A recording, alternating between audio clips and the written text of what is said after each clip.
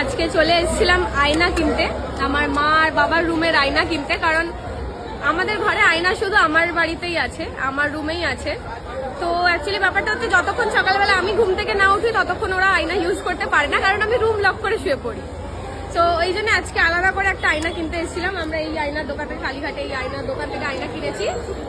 তো এখানে তারপরে আমরা এখানে একটুখানি মন্দিরে প্রণামও করে নিয়েছিলাম। মন্দিরে কত সুন্দর এখন সাজিয়ে দিয়েছে, খুবই সুন্দর সাজিয়েছে।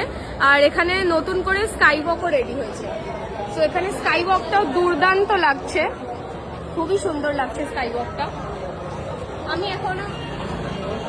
এখনো স্কাই ওয়াকে উঠিনি, বাট আমার ওঠার খুব ইচ্ছা আছে। তো দেখি কবে আবার আমি পুজো দিতে আসি, তখন উঠবো নিশ্চয়ই। আর এখানে চারিদিকে বিয়ে হচ্ছে সব জায়গায়।